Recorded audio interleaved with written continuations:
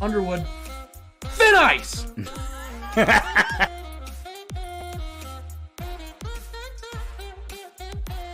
To smoke some weed and shut up. My God. Oh, I thought for sure. There it is. Boom! Yes!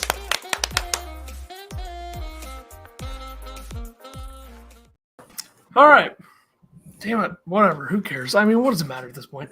Episode 176, November 13th, 2023. Illini Basketball Podcast from Armchair Illini. Shout out to Armchair Illini. I've been good work. Got him. Haven't been saying that, and I apologize. But there it is right there. Had to put a reminder. I'm going to do that every episode, to put a reminder there to remember to do that. But the logo is in the top right, armchairillini.com. Check that out. Where'd our names go? Now people don't even know who we are. I'm Tyler. Good That's point. Ethan. Good point. I'll fix that. That's Apparently it's post watch party thing. Because I turned it off during the watch party, so I obviously haven't fixed that since. Episode 176, I think I already said that. I have to say, I think Thanksgiving is creeping up faster than maybe ever before. Like 10 days is, feels low. It does. But there it is. I mean, I think time to put up the Christmas tree. I think Illinois, schedule-wise, I think it would help if they were playing in like a real Feast Week event, which I can't remember the last time they were playing in a real Feast Week event. Have they done anything since Maui in 2018 or whatever? Man, not that I can remember, but you know how my memory is. I wish they were. All right, Illinois, 2-0. 2-0, yeah. Solid 2-0. Steve, what's going on? Fly the Dub, what's up? Squared Circle Squares made it for one. He says we got to talk about Marquette. We got to talk about Oakland first. I'll bore you guys with some of that. Ethan will probably fall asleep, but it is what it is. So Schlag Boy says, "Who are these people?" Fly the Dub says, "Who's Taylor and Evan?" I don't know. Illinois ranked 23rd nationally. Yes. Can you think of how much lamer this show would be if those were our names? Brutal. So, by the way, I said I got into the game preview section at 2 minutes on the dot at 2-0. Shout out to me for that. Good stuff. Didn't need to do that. Yeah, Illinois. They started slow again. That's kind of going to be their thing. Down 8-0, like a minute and a half into it. For Oakland, though, they did hit a couple good shots, I guess. A 30 with somebody in the face. I think another one with somebody in the face. Anyways, Illinois decided to figure it out. Defense was a big part of how they figured it out. And I think that our two player of the games kind of enforced that defense. Were there multiple games or just players of the game? Okay. Players of the games. Terrence Shannon Jr. is my selection. And honestly, I think Illinois gets off to a faster start or a better start if he was playing the type of defense he played in the second half. Yeah, it seemed like the team kind of fed off him. Like when he started going chasing Golke or whatever the heck his name was, Terrence Shannon put him in hell, as they say. So, yeah. Torture chamber, some might say. Torture chamber, sure, maybe. That dude is 8 for 24 from 3 in 2 games. He's only shot threes, right? Yeah. That's 2 for 6 in this game. Ohio State let him shoot 18. So yeah, and it seemed like once Shannon stepped up defense, Rogers kind of stepped up his defense. Guerrier got tasked with being on Townsend, who was Oakland's leading scorer, kind of shut him down. And Illinois went on that 11 possession run where they didn't allow a basket. So, it kind of all stemmed from that. And to hold the team to 53, I mean, yeah, the offense wasn't there, but held them to 53. You can't be mad about that. Terrence Shannon had 15 points. He played 37 minutes, the most of anybody. 5 for 12, 2 of 6 from 3, 2 rebounds, 5 assists, 3 steals. He had all 3 steals for Illinois, and a lot of those were kind of picking the ball out when Golke was coming off the screens. So, and he got a couple breakaways. I think he muffed one of the breakaways, but 2 of them he got away with. So Underwood said, quote, maybe one of the best defensive performances by a perimeter player I've seen. was Terrence Shannon tonight. So best he's ever seen. Yeah, that feels like a bit of an exaggeration, but MJ said, heard that before. Terrence brought the energy. He led his team like a leader. Yeah, Underwood said that he's been a lot more vocal lately, so hopefully he can keep doing that. I don't know why that stayed up. My player of the game was Quincy, the Candyman, Guerrier. New father, by the way. First thing Underwood mentioned was he had a kid the day before or 2 days before, so he really hadn't been with the team.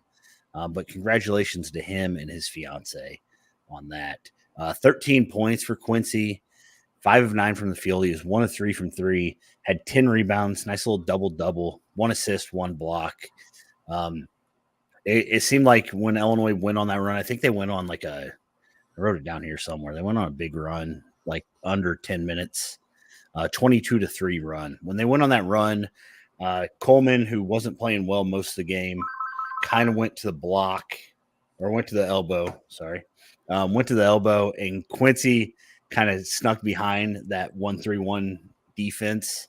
And that's where they got a lot of their scoring, and that's where Quincy got a lot of his scoring. So it was nice to see. I thought it was interesting. Underwood said, quote, they play that damn junk defense, 1-3-1 defense, or whatever the hell that is. So Underwood was not happy with the 1-3-1. I wouldn't be either if my offense looked the way it did in the first half of the game. Yeah. Jeff says Hawkins needs to change his mental status or he won't be playing NBA ball. Yeah, I think he's got a lot of way to go. Warner says dad strength is legit. Steve says I'm a huge Coleman fan, but really tired of his crying and bitching the last couple of years. Are we going to have to do this again, guys? I mean, we should, because he is crying and bitching. He had 8, 8, and 5. He was perfectly fine in this game. Sometimes the calls don't go your way, and you just have to take it, but he's not a guy that does that. Like, he had 8, 8, and 5, and only 2 turnovers. He played almost 30 minutes.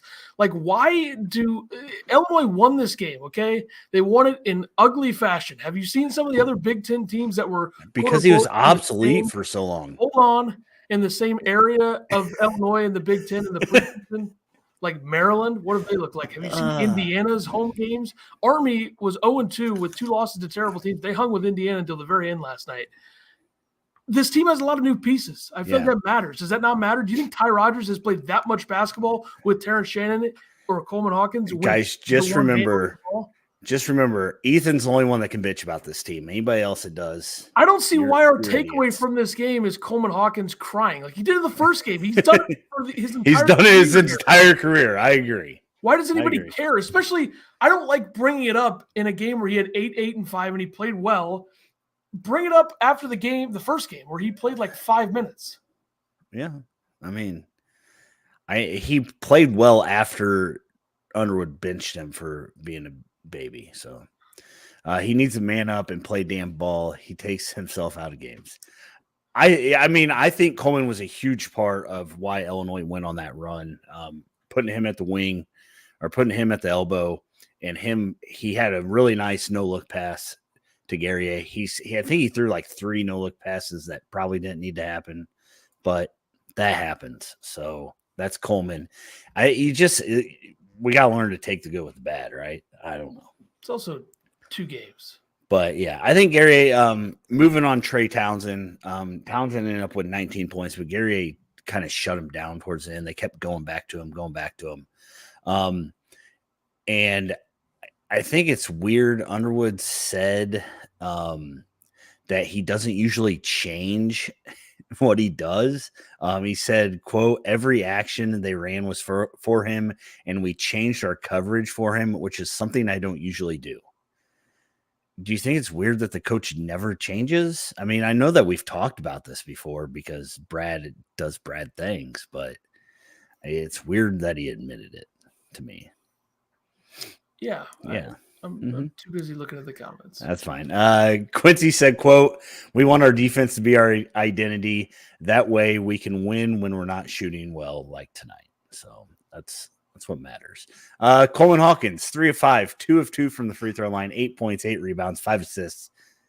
I think you take that from Coleman any night. I agree. I'm in the boat with the guys that complain about how he complains. So, but he kind of took his medicine. Underwood benched him for a little while, and then he came back in and he did what he needed to do to get this team a victory. I mean, if you're technically five can get you 5 assists, you're gonna take that. I would like to not talk about the refs in a game against Oakland. Bad calls, schmad calls. They shot 9 free throws. I mean, I don't think he's complaining about the refs. I think he's saying that Coleman is complaining about the refs. I don't think Coleman complaining to the refs makes the refs change their calls in a game like this, especially. I don't think that matters. I do think that there's something to the fact that it's a lot with him. He does it a lot. I think that could be a problem down the road.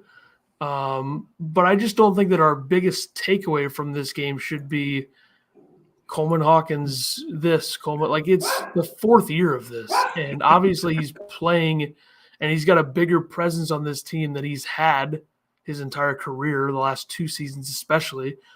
But I don't feel like our takeaway from this game should be more Coleman Hawkins discourse, because I don't think we need that in a win over Oakland. I think our talk should be more about how good how hard Terrence Shannon played, or how well Quincy Guerrier played. Like, he did everything on both ends. That's what we should be talking about, as opposed to the issues, which might, if Coleman is like this tomorrow night, then yeah, it's going to be a serious problem. But I also think that you have to understand this is what he's been for most of his career. Yeah, I think people were just kind of hoping that he'd grow out of it. Is that so bad to ask for? Yeah, I don't think it was that apparent in this game. I think it was a couple plays. You're a senior. Yeah, but Steve says championships are attitude, Ethan, and his attitude makes a difference in the long run. Looking to the future. It's also one player. We got to remember that.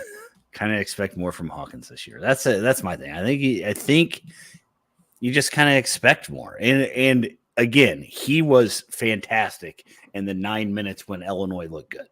Illinois looked good for about 9 minutes this game, and Coleman was really good in that stretch. The whole team was really good in that stretch. So, Damask started. He was 3 of 7, 1 of 4 from 3, 7 points, 1 assist. He had 3 turnovers. He did make a 3 later in the game that mattered.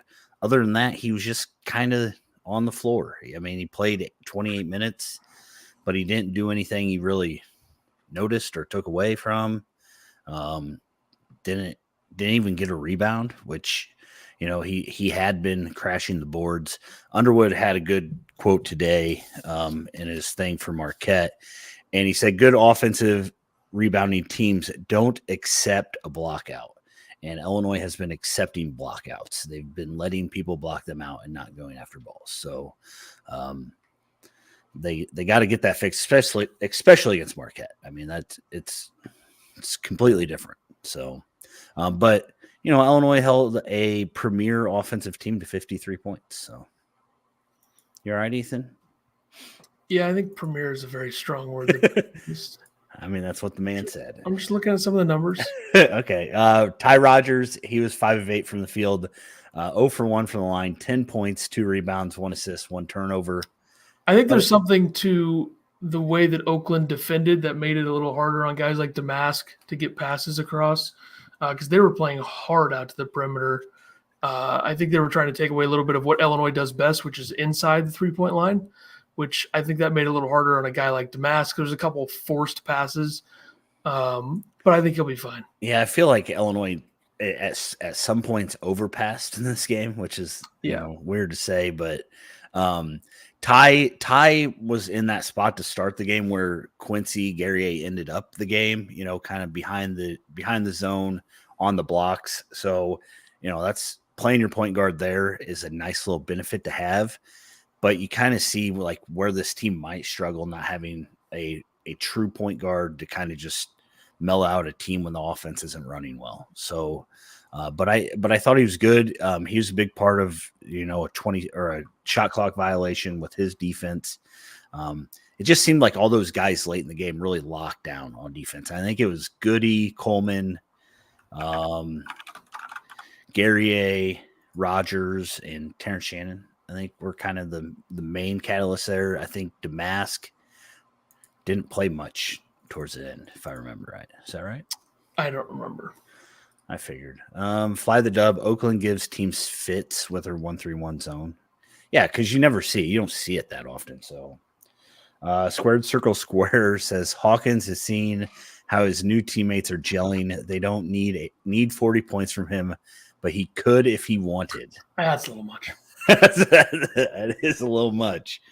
But the thing about Coleman is I think he knows he doesn't need to score, and he's going to continue to facilitate, and that's what he does best. So, just calm down on the no look passes. Unbelievable throw I just made.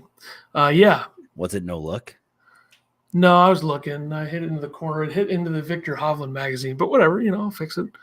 Pretty good throw though. Jeff said he was impressed by Rogers the last game. Felt he played solid. Yeah, he had a solid game. And I mean, what do you think about the fact that it seemed like Illinois kind of changed their rotation to like a real game type rotation against Oakland? Yeah, it tightened up real quick in this game. It seemed like you didn't Terrence Shannon played 37. Yeah. Damask, Guerrier, Hawkins played 28. Ty played 24.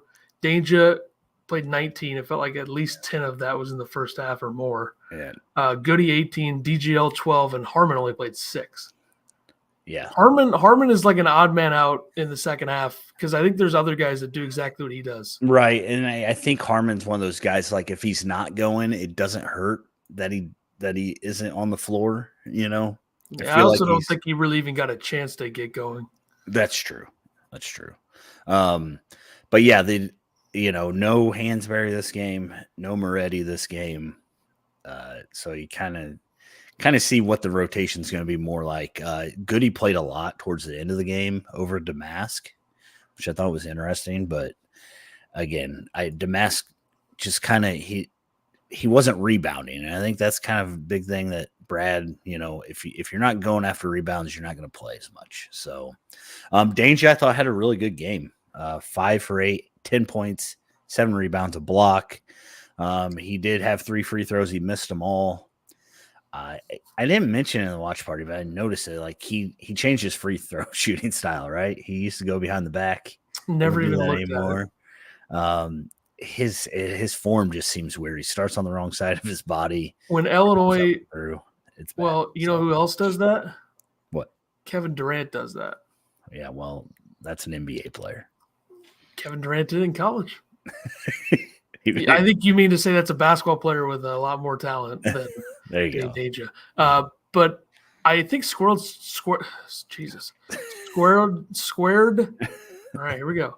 I think this guy's got to be a troll, right? Like, what are these takes? Come on. Yeah, Sincere Harris seems to be showing fake love on the bench. I think Sincere is happy to be there. I think Sincere is about as sincere of a player as there is on this team. I agree. Jeff says Dane plays well when he plays with passion or fire. Or when he has a good matchup against guys who can't guard him, when most good teams have players that can guard him. Yeah. And when Illinois gets him the ball in the right spot. Also, stop bringing the ball down. When you get the ball, stop bringing it down. Yeah, it seems like he has to try to power dribble every time. He's got to try to spin somebody, out of bounds. He's got to make some moves to, shake him, spin him, shake him. All this weird. Yeah, he did run the floor well. He had a nice breakaway play. I can't remember who was running with him, but he got a nice breakaway dunk or layup, I believe. It was at the hoop rim. Whatever.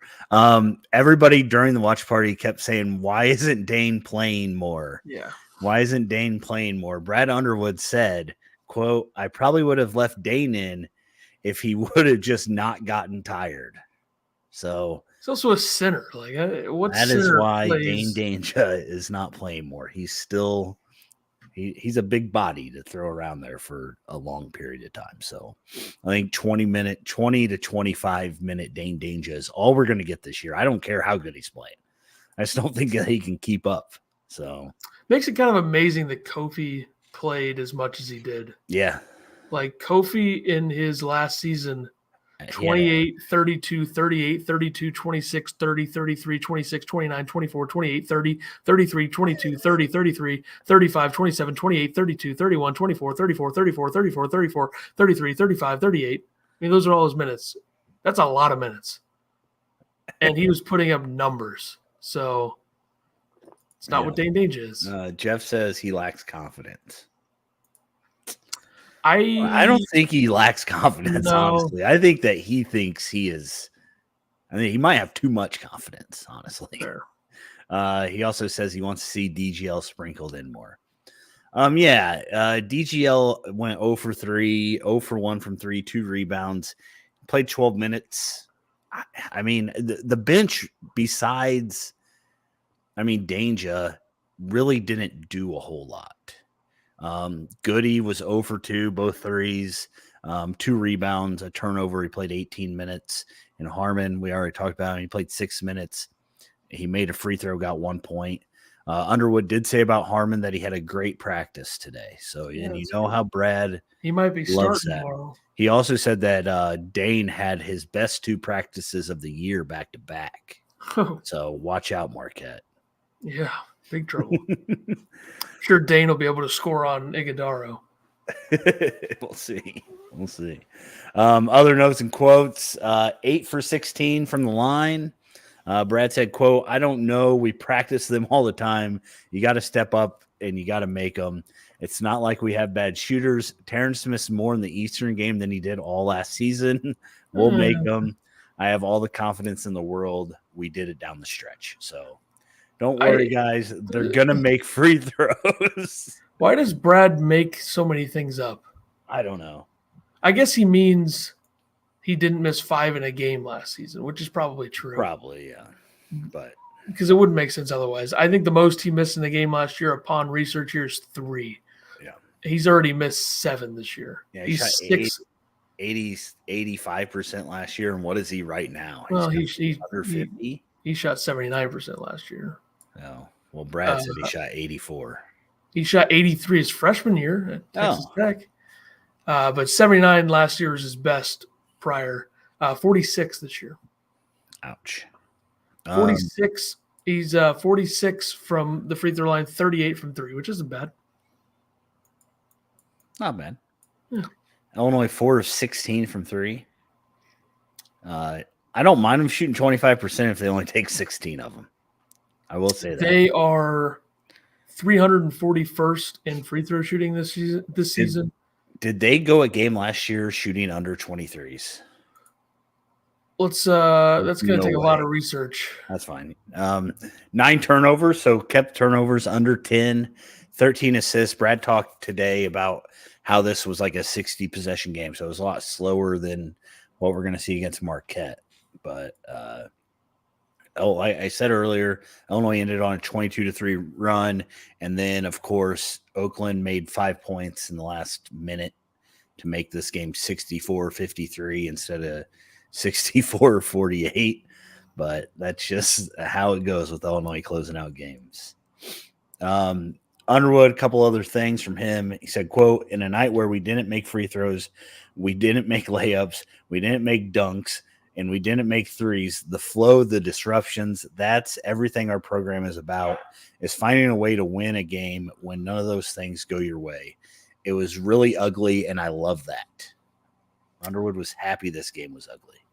Yeah, I don't know about all that, but yeah, Wisconsin last season, January 7th, the 0-3 start in the Big Ten Sky Clark gone game. They shot 19 threes.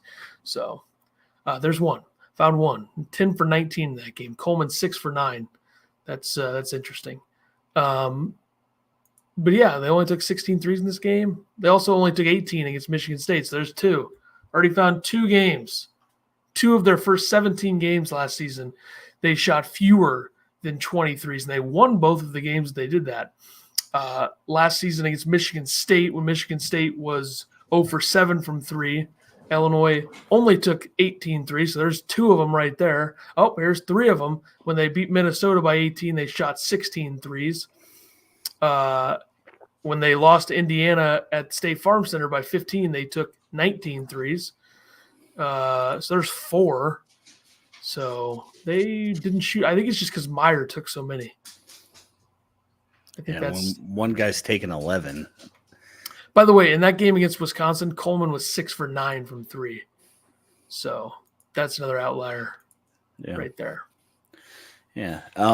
Underwood also said, quote, "I haven't slept very good because of them." Speaking of Oakland, we play these games for a reason, considered mid-major programs, but that's an old team. Nobody likes playing Oakland. You know you are going to be in for a dogfight because you know you are going to see zone and a great offense. Talk about that offense again. Scored 48 points. He said, "I'm happy we won it really ugly." I think there's something to the Oakland thing. I mean, you look at the track record a little bit. They only lost by 6 to Ohio State. Yeah. Their offense, I think people think it's good because they have white shooters, which I think might, not matter at all when they're facing a team with Ty Rodgers and Terrence Shannon guarding the perimeter, which I think is something that the Oakland head coach said after the game, like those guys can really guard, which good point by him. But they also slow the game down a lot. And they take some wild shots, especially, of course, Golke. Of course, this is only his first season there, but they have a lot of continuity and experience. Like there's a lot of 4-year guys here. Yeah. But yeah, I don't think that they're going to be a very good team in the horizon this year. So they're going to win a lot of games, is what I heard. I would say they're probably 6th or 7th in that conference, which that conference, by the way, features the likes of Cleveland State, Wright State, Youngstown State, Milwaukee, Northern Kentucky, IPFW, who beat somebody. Didn't Fort Wayne beat somebody? No, maybe that was somebody else. Oh, yeah, they beat DePaul by 8. Yikes. God, DePaul is awful. Robert Morris, IUPUI, Detroit, Mercy, Green Bay. That's the entire Horizon League. So thank you for that. Thank you. That league is bad defensively. There's a couple decent offensive teams, but defensively awful. But Oakland, I think Oakland is not any good at all. And I think everything Brad's saying is just something that coaches say. So yeah, Brad's very good at coach speak. So elite, some would say. Some would say elite. But yeah, so you get those East, you get Eastern out of the way, you get Oakland out of the way. Now you have Marquette coming. So yeah, much about choked. That was close. Yeah. Illinois up to number 23 in the poll. Marquette up to 4. I think the top 3 right now is what? Kansas, Purdue, Arizona. Is that right? I had no idea. I'm pretty sure it is. So Marquette only behind them. Do you still have your whiteboard from the watch party? How close were you? I erased it, but somebody can go back and find it. I erased it instantly. No. Both teams are undefeated on the year, 2-0. I think Illinois has played the better opponent out of the 2 that Marquette played. Maybe not. I think Northern Illinois might be better than Oakland. I think Ryder might be close. But either way, this will be an interesting game. It's a Gavitt game, I guess. I guess that's a thing still. 7 p.m. Central tomorrow night. There you go. FS1. It starts tonight. We'll get into that when we go around the Big Ten. I don't know how many games there are for this. It's always a weird number, like only so many teams playing it. Okay, I got it. 8 games. So 8 teams in each conference. Yeah. It goes up until the 17th. Butler, Michigan State on the 17th. So first big test of the season. Yeah. Yeah. Brad had a press conference today. Did you listen to it? I think you might know the answer to that. No, is probably the answer. How many times do you think he said elite today in this press conference? How long was it? I think it was like 12 minutes, maybe 12 to 13. 18 times. Well, that's a little extreme. I don't know. That's over an elite per minute. I think that's about right. 9, which I thought was still an insane amount. But it's not as fun that I guessed 18. It's not now. Yeah, you kind of ruined it. But whatever. Who cares? 9 elites. So Marquette is 2-0 on the season. Like I said, they won 92-70 over Northern Illinois and 95-65 over Ryder. A lot of guys returning from last season. Last season's team won the Big East tournament. I think they won the regular season as well. Yeah, that feels right. Even if they didn't, whatever. They were 2 seed.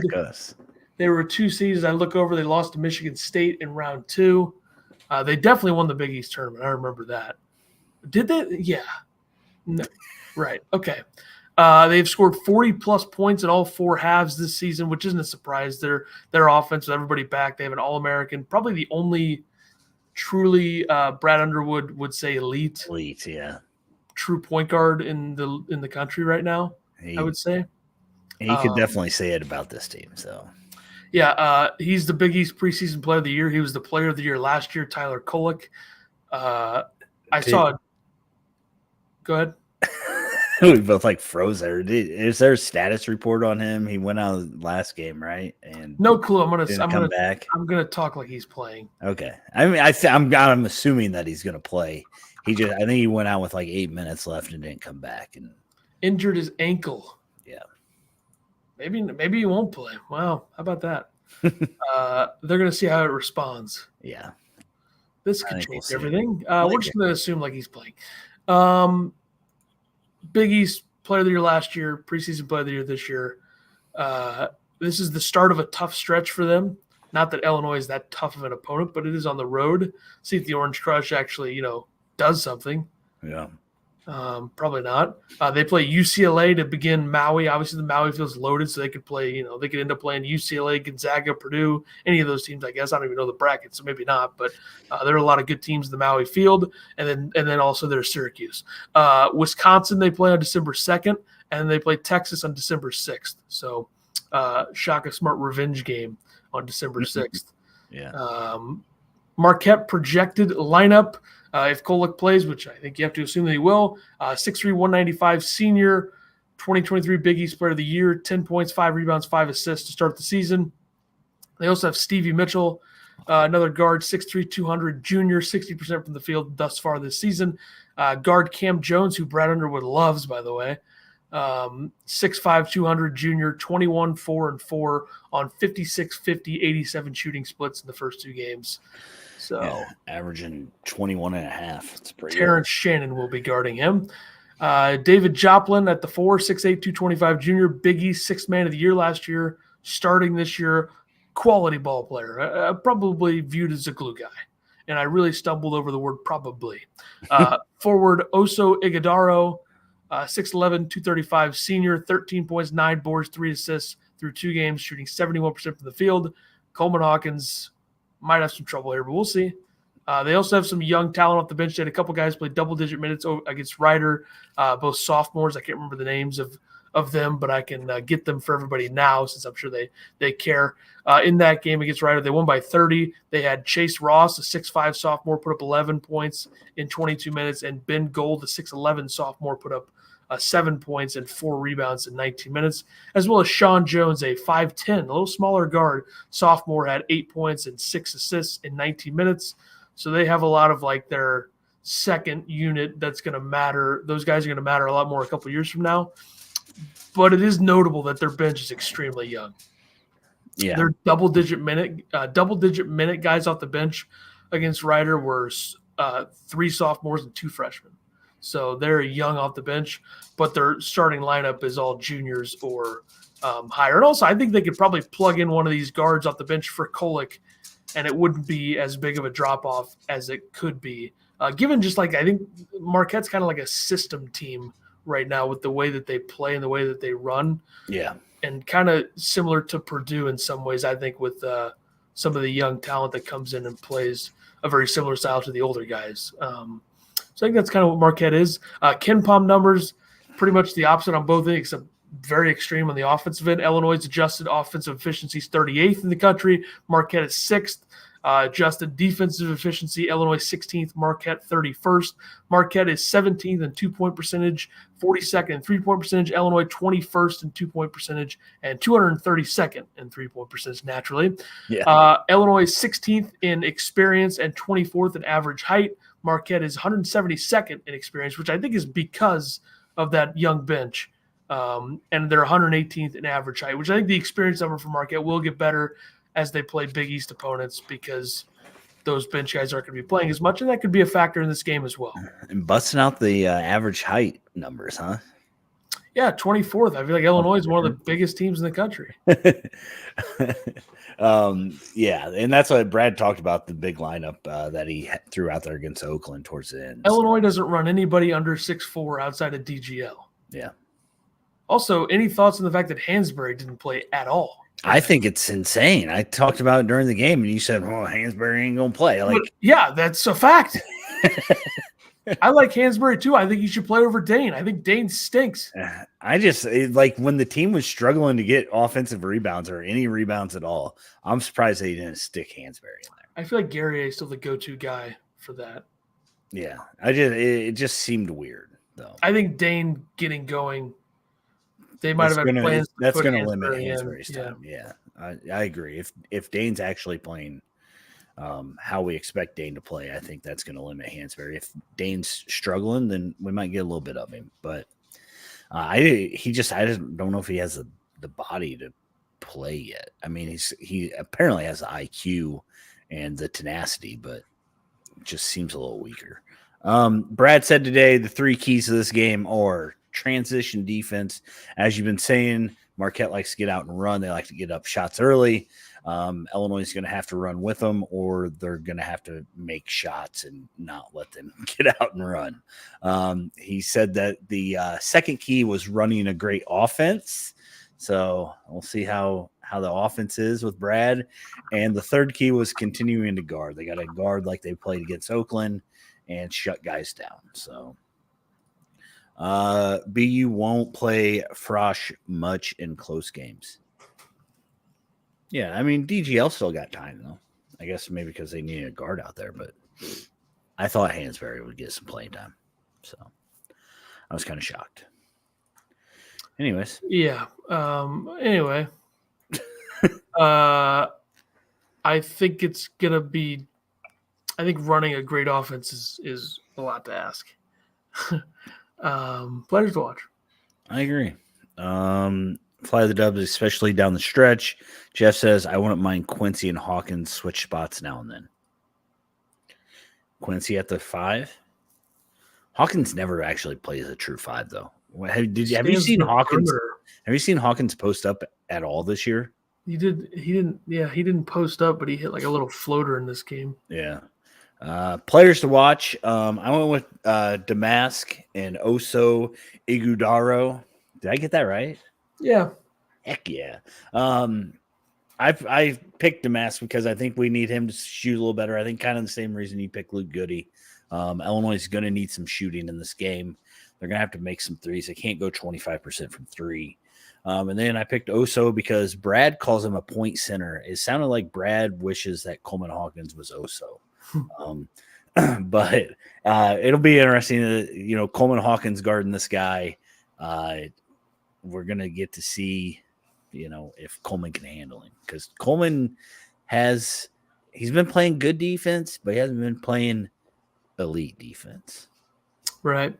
You tipped my pick there, but yeah, I took Goody. I think he needs It's on the screen. Make some threes. You tipped my pick for the podcast listeners. I don't know why I said keep making threes. For some reason, I thought he made one in the last game, but I guess that was just Damask. So there you go. Wesley says not crazy about Ty at PG on the offensive side, but him on Kolek on defense, I think, will be pretty effective. It's kind of weird that you said PG there, but whatever. It's cool. Apparently, Brad said Goody's been shooting the cover off the ball. I guess that's got to be in practice, right? Yeah, in practice. He's 0 for 2 in this. He talked up Harmon in practice. He talked up Dane in practice, and he talked up Goody in practice. So can I just say this? Coaches talk way too much. Just so you know, that's who's going to be playing, because that's all Brad base games on is who plays well in practice. Right. On the Marquette side, I picked Cam Jones. I believe it was in an interview with our guy, John Ross. Got his shirt on, yeah. Yeah, where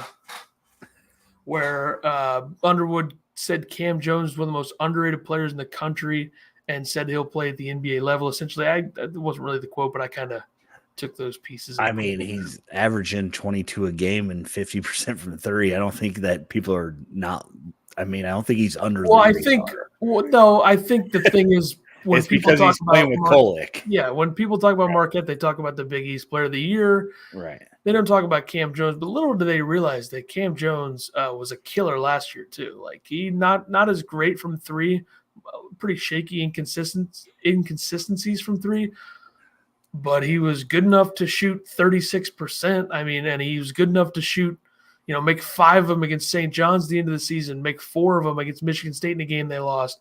He made 7 of them against DePaul, who's essentially a D3 program at this point. My God, what a disgusting, sorry-ass program that is. Just starting the year losing to Purdue, Fort Wayne, and Long Beach State. Long Beach State's pretty good, but you're at home. You got to win that. DePaul should be out of the Big East Conference. That's should be no question. Send Rutgers back to the Big East. Take DePaul out. Put DePaul in, NAIA, whatever. So, anyway.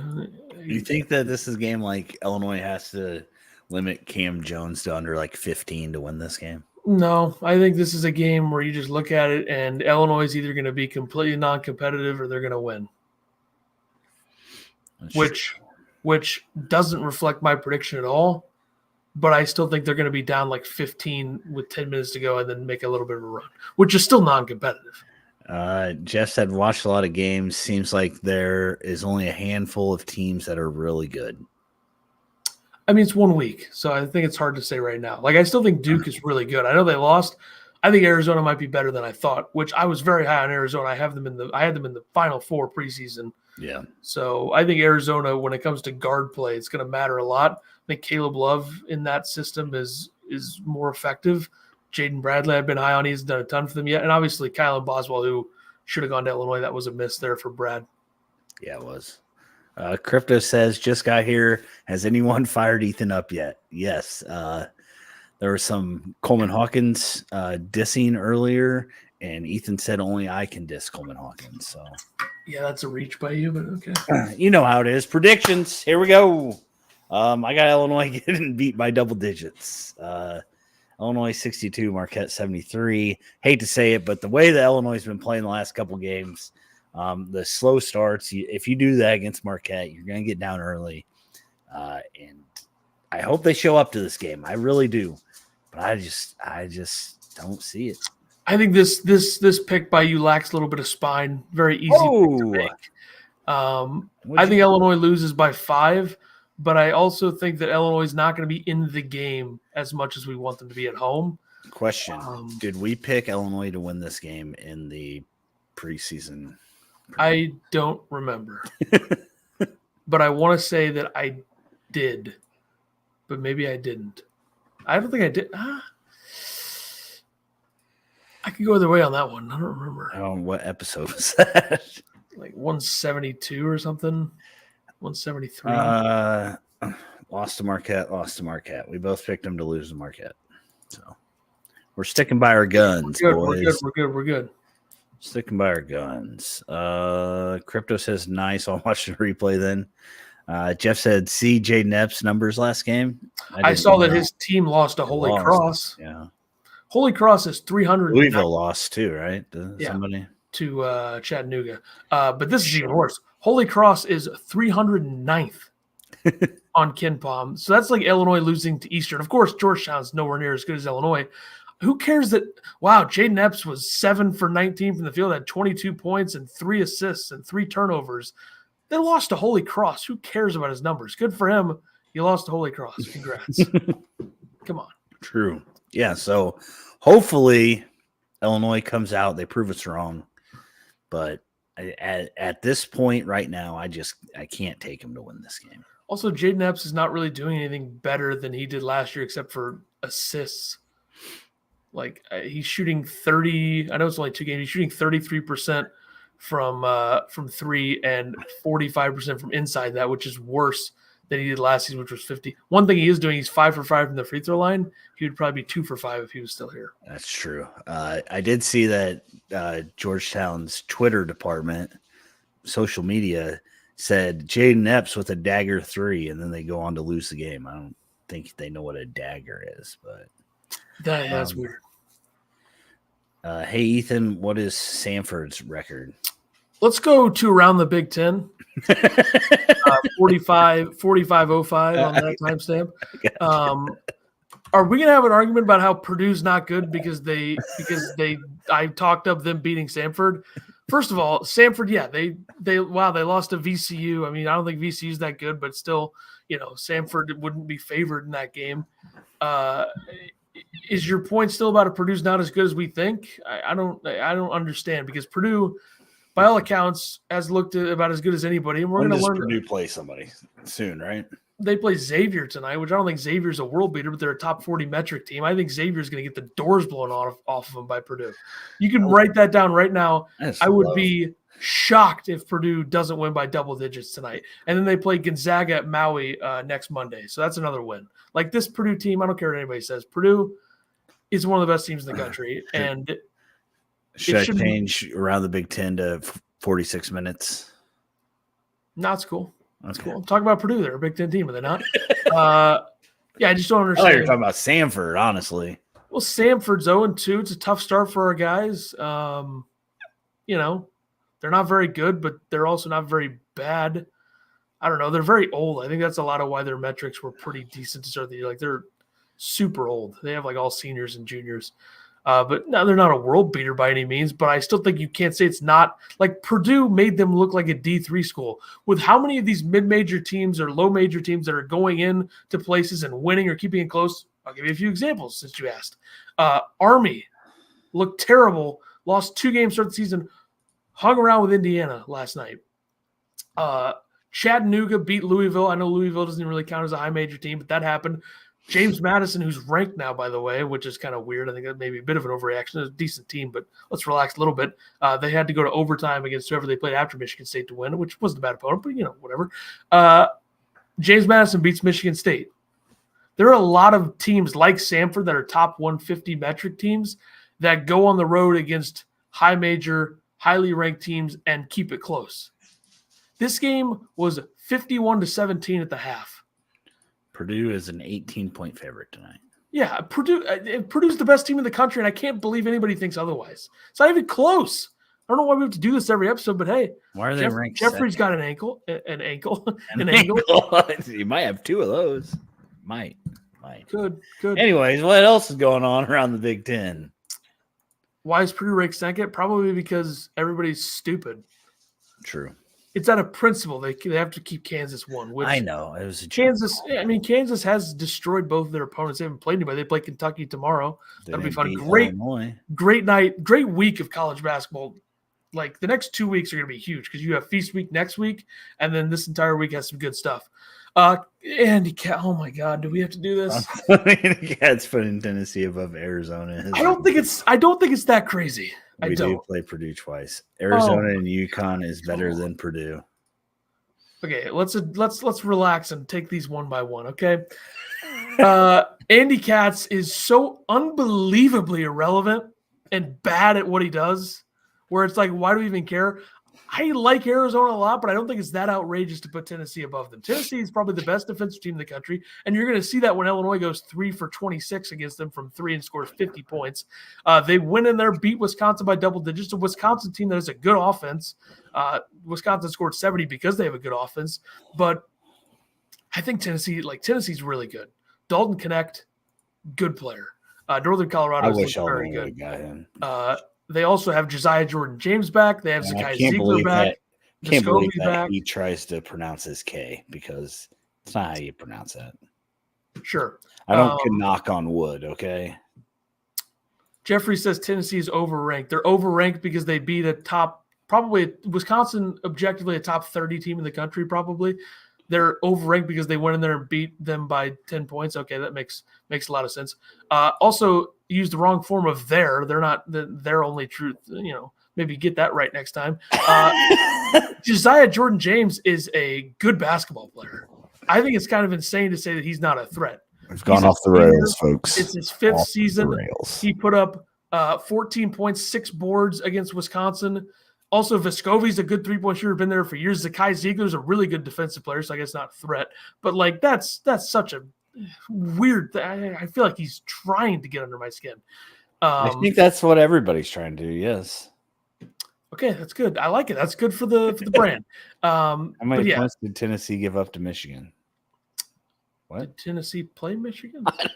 Maybe he's talking about Michigan State in that scrimmage or exhibition. So yeah. Yeah, I think they'll get. I think Tennessee has the rare ability to be good in a shootout. Right? Yeah. Be good in a shootout. You said they didn't really play defense that game. You were whining and complaining. Like they are the rare team that can play either style, where they can play a 50-40 game, they can play an 85-75 game. Which I don't think there's that many teams that can do that. I think Purdue could probably do that. 115-111 was Michigan Marquette, I believe. Michigan beat them by 4, which was a 4-quarter game, by the way. 8 more minutes. Yeah, 8 more minutes. 48-minute game. And Michigan, we'll get to them. Anyway, what else was I going to Arizona and UConn. No idea. Arizona and UConn better than Purdue. You'd be okay with that, right? If it were true, yes, but I don't think it's true right now. Ethan loves all those teams. I do like UConn quite a bit. They haven't played anybody yet. They play Indiana on a neutral next this Sunday. That'll be interesting. I think with the way Indiana looks, I would think UConn's going to kill them. But also, I've been pretty impressed with what we've seen from Khalil Ware at UConn. But I wonder about his ability to take on Donovan Clingan. But UConn just got guys everywhere. I think they're just so good. And I think maybe in a couple months they will be better than Purdue. But right now I think Purdue's better than them or Arizona. I like Arizona a lot. But, I don't think that's the most outrageous thing. I think you should try harder to get me mad than saying Arizona UConn better than Purdue. It's not true. Purdue's the best team in the country. You went on a rant for 6 minutes. I think he fired you up enough. Did you watch Tennessee-Wisconsin game? Not really. I mean, popped in a little bit in the second half. I think the score is the least surprising thing I've ever seen, right? I mean, Wisconsin keeps it close. They're at home. Tennessee's better. Wisconsin puts up some points. They can't guard well enough, even though Wisconsin's pretty well balanced. Now you just put Samford. Okay. Moving along. Tonight, Gavitt games. Michigan at St. John's to kick it off tonight. This will be a very interesting game. I think Michigan does beat them. I don't think this St. John's team is even tournament worthy at this right now, but it's very early. But I don't think they survived the Big East. I don't think they're good enough defensively. Yeah. They give up 74 points at home to a bad Stony Brook team. That's tough. That's not acceptable. But that is at St. John's tonight. I think Michigan wins that. Who do you think wins that? Michigan. And then I think Purdue kills Xavier. So that's the other one tonight. The rest of the Gavitt games, I'll just give you my picks while we're here. Tomorrow, Wisconsin, Providence. Give me the Badgers to go on the road and win that game. We already did Marquette, Illinois. So that would be right now 3-1 Big Ten with our picks. Iowa at Creighton. I would take Creighton there. I think that's a pretty easy pick. Yeah. I'll take Rutgers, even though they haven't looked great. Rutgers over Georgetown. So that is now 4-2 Big Ten. I'm sure you agree, right? Sure. Georgetown stinks. Maryland at Villanova. Give me Nova. 4-3. And then Michigan State beats Butler. So an easy 5-3 victory for the Big Ten. Congrats to everybody. A victory for the Big Ten with Illinois, Iowa, and Maryland as the losers, by the way. So you can blame them for whether the Big Ten wins it or not. Early impressions of teams. I think Michigan's look good. I know they haven't played anybody, but they've been very good in their 2 games, especially offensively. They look really, really good. Yeah. They scored 99-92. Defensively, I think a 30-point win over Youngstown State is kind of impressive in some ways, and maybe not now that I say it. I don't know. Youngstown State's not what they were last season. We'll just leave that there. Michigan State has been bad from 3. They're 1 for 1, or one for 1 in victories and losses. 1 for 1, so 1 for 2 overall. 1-1 record. Boom. They're 351st in the country in 3-point percentage. They're shooting 6.5% from 3. Against Southern Indiana, they shot 1 for 11. So they are now 2 for 31 on the season from 3. So you think Illinois is bad from 3? Take that. Maryland, Not a good start for Maryland, a team that I thought was the fourth best team in the Big Ten. They are 1-2. They lost neutral site games to Davidson and UAB, essentially the opposite of last season. Maryland's been very surprising to come out this bad. And the reason I say the opposite of last season is because last season they had neutral site victories where they beat St. Louis by 28 and they beat Miami by 18. So that's why it's the opposite of last season. Maryland, I'd be a bit concerned right now if I were a Maryland fan. They don't score enough. Less than 70 points all 3 games. Fly the Dub says, how many times have we seen teams look great in non-con then fall apart once the conference starts? I mean, if you have a terrible non-conference schedule. Wesley says, taking the over on Iowa versus Creighton. Yep. I don't know what the over-under is, but okay. And Jeffrey says Iowa State looks fair. Swing and a miss. Not in the Big Ten. Indiana, not a great start for them. I told you. Yeah, I think it's just they're letting these teams hang around. Then they turn it up a little bit. But then it's like still, like, how are you not better? You know? I don't know. I know there's a lot of new pieces there. And there's a lot of inconsistent guys. And I think there's a little bit of concern there with that. But, I mean, Army and Florida Gulf Coast both hung around. Those are a 6-point win over FGCU and an 8-point win over Army. Army, by the way, went into that game with losses. They lost by 16 to Marist, and they lost by 13 to Stonehill. So they're 0-3. Their closest loss of the season was Indiana. They're 356th in adjusted offensive efficiency.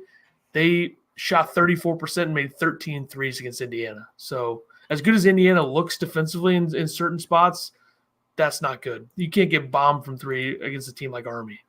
Can't happen. Can't have it. I'm trying to find the over-under in Iowa Creighton. Still, I don't even think it's up yet.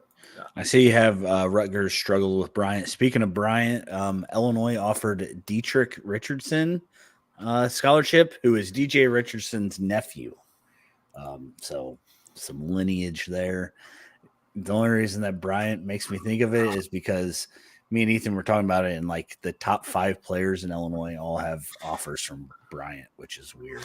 So. Offers might get pulled now with Grasso resigning. He wasn't coaching this season yet. There were some off-court issues there. But yeah, Rutgers, I don't think it should be surprising that Rutgers hasn't looked great. They are what they are. They're not a good offensive team, and they're a good defensive team. Yeah. They're 302nd in the country from 3. They turn the ball over a lot. I mean, they're not a good offensive team. They've scored less than 70 in all of their games thus far. They beat Bryant by 9. That was closer than it probably should have been. They dominated a terrible BU team. And then Princeton, they lost by 7. So I do think the Georgetown-Rutgers game will be a little bit interesting. And I think it's maybe a bit strong to say Rutgers sucks. Because I feel like when you say a team sucks, you're talking about they suck at everything. And I think Rutgers has a good defense and some talent that I think will take some time to develop. But they have Andre Hyatt back. Cliff is back. Simpson, another year to grow. They got a guy named Antoine Woolfolk, who's a second-year big man. Noah Fernandez transfer from UMass. I think it'll take some time for Rutgers to look good, but I think they'll have their patented stretch where they look like a tournament team. Then they'll probably miss the tournament, but there you go. And then finally, missed opportunities with Wisconsin and Ohio State losing at home to Tennessee and Texas A&M. Would have been a good spot for the Big Ten to be like, hey, we can beat some of these good SEC teams. You know, let's be honest, if we're the Big Ten right now, we didn't put our best guys against those teams. Yeah, but it's true. You know. Yeah. Probably the 2 of the 3 or 4 best teams in the SEC up against like the 4th and 6th or 7th best teams in the Big Ten. So, we didn't have our best guys on it, but, gave it a go. I think Kentucky is the best team in the SEC. That's my take right now. I'll say this. I think Kentucky, when we get to February, will be the best team in the SEC. So, and I think Tennessee will be 3rd. I think it'll be Kentucky 1, Texas A&M 2, Tennessee 3, Alabama 4, Arkansas 5. Also, that contradicts my Tennessee pick in the SEC preseason. I've completely flipped already. I think Kentucky's the best team in that conference, so take that. Tough opponents coming up in the Big Ten. Illinois has Marquette tomorrow. Michigan State has Duke tomorrow. Iowa has Creighton tomorrow. And then Maryland has Villanova. So some tough opponents upcoming. And you also have to remember that Purdue will be in Maui next week against some really hard opponents, as well as future scouting Big Ten. UCLA has some tough opponents next week as well. So shout out to our guys at UCLA who are Big Ten family. Coming soon. Yeah. Yeah. Wow. It's good. I'm tired. Thought that went well. It was great. As always, we'd like to thank Alamo Steakhouse and Saloon at 700 Broadway Avenue in Mattoon, Illinois.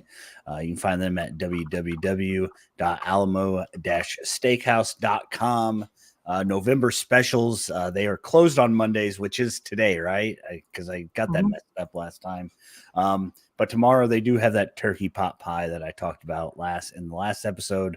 Friday, they have a citrus glazed mahi. Their featured special this month is a chili cheeseburger topped with chili, crispy onions, and a pepper jack cheese. As always, thank you to the Alamo Steakhouse and Saloon for sponsoring us. If you would like to be a sponsor for one of our episodes or the watch parties, please reach out to us on Twitter, or you can email us at illinibasketballpodcast@gmail.com. Don't forget to like, subscribe, share, comment, review, give us 1 star, whatever you guys want to do. We appreciate you all. Thanks for hanging out with us as always. After show. Got a couple of interesting things here real quick. I just had somebody reply to me on February 15th, 2016. I tweeted that I would trade Blake Griffin and Lance Stevenson to the Nuggets for Kenneth Faried, Danilo Gallinari, Will Barton, and Nikola Jokic. A couple Nuggets fans just came after me saying, this is why I'm not working in the NBA. And then the other one said, yeah, ? So that's on me. I just want to address that. Very weird that a tweet from 7 years ago gets brought up now when the guy won a championship and MVP 2 years. He's been elite for the last 3 years. So I don't understand why that happened. And then a couple of things in the comments here. Think of how Louisville fans feel. Yeah, well, guess what? They got a championship. Whether it's vacated or not, they got a championship. And now they have to, deal with the fact that their coach stinks. Kenny Payne is the worst power conference coach in the country. And I don't even think it's a question. Like, I know people say, oh, what about Stubblefield at DePaul? He's at DePaul. Who cares? That program is so irrelevant. Ethan's thoughts on Dan Lanning to Texas A&M rumors. Can't be leaving, right?